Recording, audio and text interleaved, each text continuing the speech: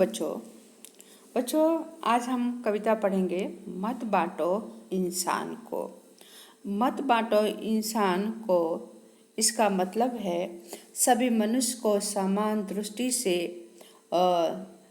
दृष्टि से न देखना। आज ऊंच नीच, जात पात, गोरा काला आदि भेदभाव कर लोगों में अलगाव की भावना पैदा कर दी गई है।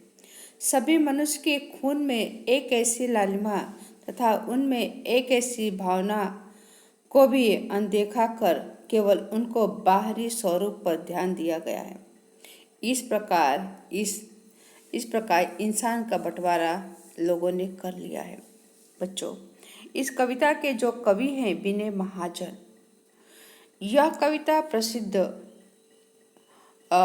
मानव मूल्यों की चर्चा की गई है और कहा गया है कि पारस्परिक की भावना ने आपस की भावना से ही विश्व का क्या काव्यगान हो सकता है। कवि कह रहे हैं कि विनय महाजन जी की मनुष्य को आपस में मिलजुल करके रहने की प्रेरणा दी। इस कविता में कवि को किसी भी तरह से भेदभाव में, कवि कह रहे हैं कि मनुष्य को किसी भी तरह के भेदभाव में नहीं पड़ना चाहिए। हमें सभी भेदभाव को भुलाकर एकता की दृष्टि से इस संसार को देखना चाहिए। यह प्रकृति ही हमें निरंतर यही उपदेश देती है। बच्चों, यह विश्व मानव जात का एक विशाल मानव परिवार है और इस विशाल संसार में सभी मनुष्य एक समान है। प्रकृति ने भी सबको एक समान, एक जैसा ही बनाया है और सबके साथ एक जैसा व्यवहार भी प्रकृति करती है। परंतु दुख की बात यह है कि लोगों ने आपस में भेदभाव की दीवारें खड़ी कर दी है और इस भेदभाव के कारण दुनिया में तरह तरह के संघर्ष, लड़ाई झगड़े हो रहे हैं। तो बच्चों, तो आइए हम देखते हैं कविता जो है मत बांटो इंसान को। ओके बच्चों, यहाँ पर देखते हैं कि जो आगे कि जब यहाँ पर जो बॉक्स में है, इसको पहले पढ़ेंगे। किस कविता में, कविता ने काव्य जिसे कहते हैं, में विनय महाजन जी ने मनुष्य को मिलजुल कर रहने की प्रेरणा दी। प्रेरणा ने सीख। ओके, मनुष्य को किसी भी भेदभाव में नहीं पड़ना चाहिए। बराबर कि भेदभाव आने फर्क कि मनुष्य को किसी के प्रति किसी भी तरह का फर्क नहीं रखना चाहिए।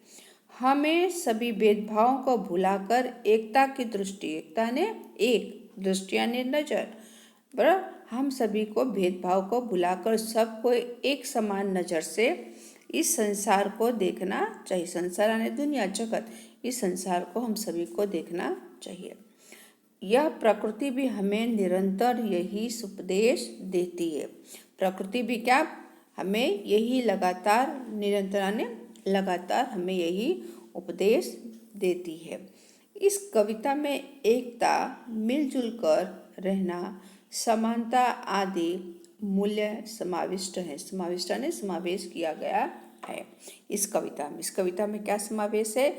एकता, मिलजुल करके रहना। बराबर बच्चों, हम देखते हैं काव्य यहाँ पर कि काव्य की पंक्ति, अब हम काव्य की तरफ आगे थोड़ा बढ़ रहे हैं। ओके, तो काव्य यहाँ देखते हैं। जो पहला जो काव्य है हमारा यहाँ पर कि हाँ, मंदिर मस्जिद गिरजाघर ने बांट लिया भगवान को, धरती बांटी सागर बांटा, मत बांटो इंसान को। तो बच्चों, यह जो कविता है, इस कविता में कवि दुनिया के लोगों से, संसार के लोगों से कह रहे हैं कि लोगों ने भगवान ने सबको एक बनाया है, सबको एक समान बनाया है। बराबर भगवान ने सबको बनाया है, परंतु तुम लोगों ने मंदिर मस्जिद गिरजाघर, बराबर गिरजाघर जो है वो क्रिश्चियनों का है मंदिर, और मस्जिद यानी मुसलमानों का और मंदिर यानी हम सभी हिंदुओं का। ओके, क्या किया, आदि अलग अलग सभी ने क्या किया है, अपना पूजा घर बना लिया है, भगवान को बांट लिया है, बराबर। फिर उसके बाद कवि कह रहे हैं आगे कि इस तरह अलग अलग धरती बांटी सागर बांटा मत बांटो इंसान को, यानी कि इस तरह अलग अलग देश बना करके, बराबर, बनाकर क्या किया है, देश बना करके धरती भी लोगों ने बांट लिया है। और यहाँ तक कि सागर के भी क्या, सागर को भी अलग अलग हिस्सों में लोगों ने क्या किया, अपना कब्जा, अपना अधिकार कर लिया है। तो कवि कह रहे हैं कि आप लोगों ने सब तो बांट लिया है। क्या बांट लिया है, मंदिर बांट लिया, मस्जिद बांट लिया, गिरजाघर पूजा का स्थान भी बांट लिया, भगवान का बंटवारा कर दिया, और धरती भी बांट ली। धरती कैसे बांट लिया, अलग अलग देश बना करके इस दुनिया के धरती को भी क्या किया है, बंटवारा कर दिया है। जैसे कि यूरोप है, अमेरिका है, दुबई है, लंदन, इस तरह से क्या किया, धरती को भी बांट लिया है। और सागरों को भी क्या किया है, सागर को भी अलग अलग हिस्सों में बंटवारा कर लिया है। तो कवि इस काव्य से द्वारा ये संत कह रहे हैं कि इंसान को तो कम से कम तुम लोग इंसान को मत बांटो, ऐसा कवि का कहने का मतलब है। और नेक्स्ट पंक्ति यहाँ पर दूसरी देखते हैं यहाँ पर कि इसमें क्या कह रहे हैं कवि महाजन। तो आगे कह रहे हैं कि अभी रात शुरू हुई है, मंजिल बैठी दूर है, उजाला महलों में बंदी हर दीपक मजबूर है। तो कवि कह रहे हैं कि दुनिया में समानता की भावना अभी सभी तक नहीं फैल पाई है, अभी शुरुआत हुई है, बराबर, अभी राह तो शुरू हुई है। अनेक अभी तो क्या हुआ, अभी समानता की भावना अभी लोगों तक नहीं पहुंच पाई, अभी शुरुआत ही हुई है, बराबर। और समानता का जो भाव है पूरी तरह से फैलने में क्या अभी देर है, लेकिन उनके लिए भी बहुत क्या कि प्रयत्न करने पड़ेंगे। लेकिन कि ऐसा है कि इसमें जो कि उजाला महलों में बैठी, बराबर, उजाला महलों यानी उसे जिसे कहते हैं कि उजाला महलों को बंदी बनाने का मतलब यह हुआ उसे अपने अधिकार में रखना, बराबर, क्या उसे अपने अधिकार में रखना। इसलिए बिजली की रोशनी में दिखाई देती है। अभी मतलब किसका मतलब यह हुआ कि जो गरीब लोग हैं, गरीब लोगों के घर में कि क्या अभी बिजली वहाँ तक पहुँच पाई नहीं है। बिजली कहाँ तक पहुँच पाई है, बिजली धनवानों के महलों तक बिजली रोशनी वहाँ पर है, और गरीबों के झोपड़ी तक अभी दीपक नहीं जल रहे हैं। इसका मतलब एक कहने का हुआ बराबर कि बिजली की जो रोशनी है वो कहाँ है, धनवान लोगों के महलों में, घरों में है, और गरीबों की झोपड़ी में अभी वो बिजली पहुँच पाई नहीं है, भाई वहाँ दीपक जला नहीं है।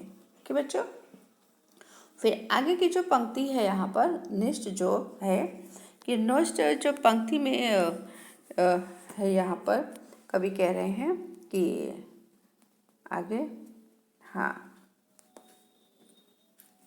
कवि इसके जरिए कह रहे हैं कि मिला न सूरज का संदेश हर घाटी मैदान को, धरती बांटी सागर बांटा मत बांटो इंसान को, बराबर। मिला न सूरज, सूरज यानी सूर्य, बराबर, संदेश यानी उपदेश, ओके, घाटी मैदान को, बराबर। तो घाटी यानी दो पहाड़ों के बीच, बराबर, घाटी यानी दो पहाड़ों के बीच का समतल स्थान उसे कहते हैं घाटी। आप लोगों ने देखा होगा कि बड़े बड़े जो पहाड़, कहीं जैसे आप अंबाजी वगैरह जाते हैं या जम्मू कश्मीर या कहीं ऐसा जिसे कहते हैं कि ऐसा पहाड़ी इलाका में घूमने जाओ तो वहाँ पर क्या होता है, वहाँ ऊंचे ऊंचे पहाड़ वहाँ पर आते हैं। तो यहाँ पर कवि का कहने का तात्पर्य है कि अभी सूर्य का संदेश, अभी जो सूर्य उदित हुआ है वह सूर्य का संदेश हर घाटी और मैदान कभी मिल पाया नहीं है, बराबर। यानी कि इसका मतलब यह हुआ कि मनुष्य के विचारों में क्या है, अभी बहुत समानता है, और दुनिया के बहुत से भागों तक वह पहुंच पाया नहीं है। यानी कि सूर्य का जो प्रकाश है वह भी कहाँ घाटी और मैदानों तक ही रह गया है। उसी तरह हर एक मनुष्य का विचार जो है वह दुनिया के हर एक भागों में अभी तक पहुंच पाया नहीं है, बराबर। वो कहीं ना कहीं सीमित रह के ही रह गया है कि जिस तरह सूर्य का प्रकाश घाटी और मैदानों में ही रह गया है ऊंचे ऊंचे, उसी तरह मनुष्य के विचार भाव को भी क्या हुआ है, वह सभी तक पहुंच पाया नहीं है, बराबर। फिर नेक्स्ट जो पंक्ति यहाँ पर है इसको पढ़ेंगे कि अभी भी हरी भरी धरती है, बराबर। क्या है? अभी भी हरी भरी धरती है, ऊपर नीले बितान, पर ना प्यार हो तो जग सूना जलता रेगिस्तान, बराबर। तो कवि इसमें कहना चाह रहे हैं कि अभी भी धरती क्या है, पहले के जैसे ही धरती क्या है, हरी भरी है, बराबर। क्योंकि पहले के जैसे ही धरती क्या है, हरी भरी है। और पहले के धरती के ऊपर क्या है, धरती ऊपर नील वितान, क्या है, नील यानी नीले रंग का, क्या है, नीले रंग का वितान यानी आकाश गगन पूरी तरह से वो फैला हुआ विस्तृत ही है, बराबर। जो आकाश है कैसा है, नीले रंग का, वह दूर दूर तक आकाश फैला हुआ है, वह पहले जैसा ही है, वो आज का नहीं है, बराबर। लेकिन पर ना प्यार हो तो जग सोना जलता रेगिस्तान। कवि कह रहे हैं कि दुनिया में अगर प्रेम की भावना न हो और प्रेम के बिना, बराबर, धरती क्या है, धरती हरी भरी, यह संसार भी क्या है, जलते हुए रेगिस्तान जैसा है। यानी अगर आपस में प्यार मोहब्बत न हो तो यह दुनिया या संसार, बराबर, कैसा लगेगा, जलता हुआ रेगिस्तान जैसा लगेगा। यानी कि सब सुनसान ही लगेगा, बराबर। क्लियर यहाँ पर बच्चों? ओके। फिर नेक्स्ट जो पंक्ति यहाँ पर है कि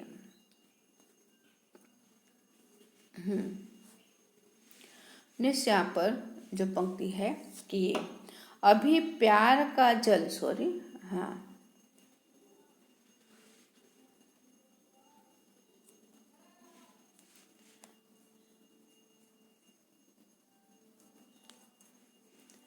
अभी प्यार का जल देना है हर प्यासी चट्टान को, धरती बांटी सागर बांटा मत बांटो इंसान को।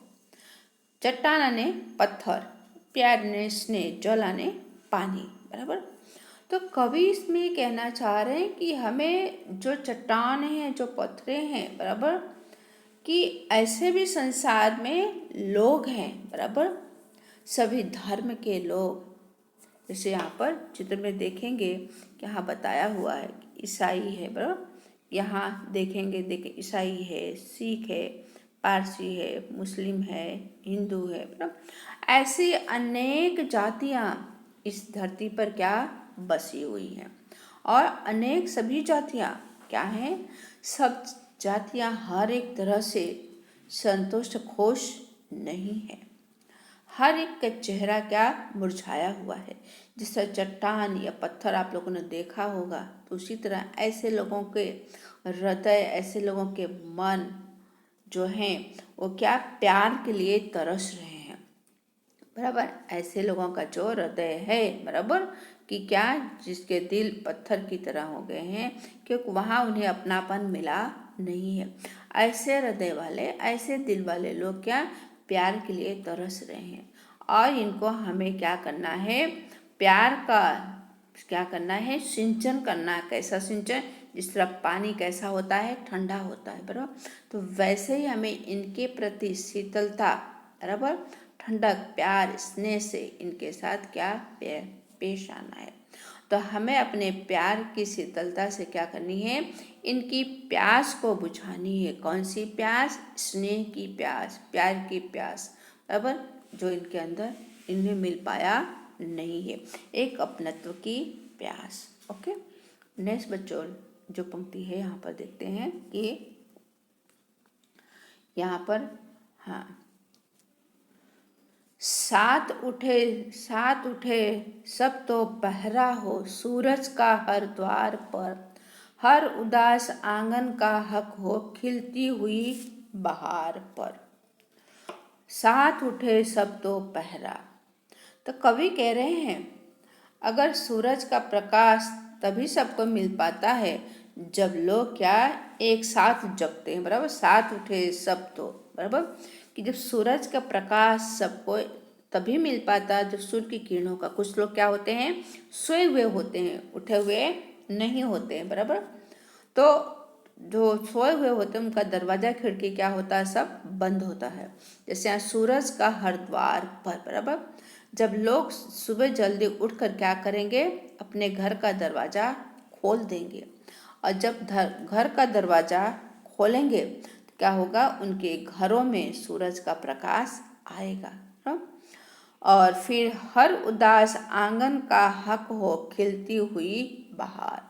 और सबके आंगन में तभी क्या होगा, एक जैसा सूर्य का प्रकाश समान भाव से वो फैलेगा, और उसी आंगन में उसी तरह से खुशी छा जाएगी जैसे बाग में बहार आती है।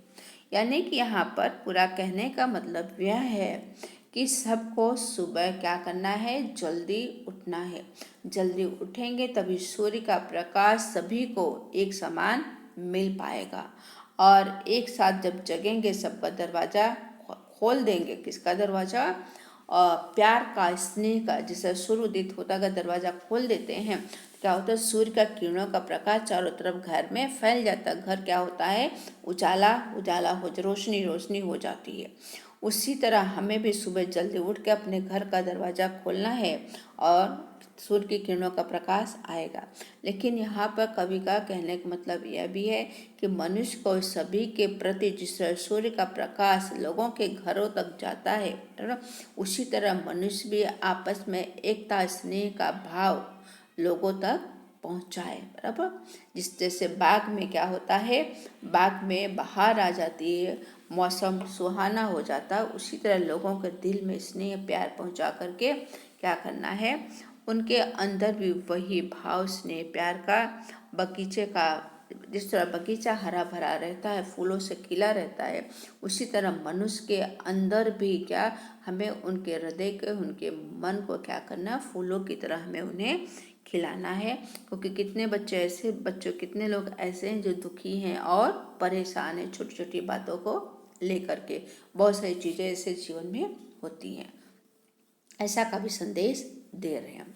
फिर लास्ट जो पंक्ति है, रोद न पाएगा फिर कोई मौसम की मुस्कान को, धरती बांटी सागर बांटा मत बांटो इंसान को।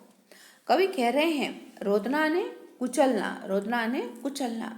अगर जब सब में आपस में क्या एकता स्नेह का भाव हो जाएगा, फिर कोई किसी को किसी भी तरह से क्या उससे उससे नुकसान नहीं कर पाएगा। यानी उस पर कोई भी किसी भी तरह का अत्याचार जुल्म नहीं कर पाएगा, बराबर। और फिर क्या होगा, फिर आपस में समानता और एकता का भाव लोगों के अंदर फैला रहेगा। तो कवि इसमें कहना चाह रहे हैं कि मनुष्य ने जात पात ऊंच नीच अमीर गरीब, बराबर, धरती सागर भगवान सब कुछ बांट लिया, लेकिन मनुष्य की भावनाओं को बंटवारा न करें। तो इस कविता में कवि का संदेश यही है कि कवि कहते हैं कि विश्व के लोगों को सभी तरह के भेदभाव को भुला करके आपस में मिलजुल करके रहने का सीख देती है। और इस प्रकार कविता में विश्व बंधुत्व या भाईचारा का संदेश हमें मिलता है। तो बच्चों, यहाँ पर हमारी ये कविता समाप्त हुई, और आपको जहाँ भी समझ में न आए तो आप पूछ सकते हैं, और आपको शब्दार्थ और PDF बना करके मैं भेजूँगी, उसे आप अपनी नोट में लिख डालिए। धन्यवाद।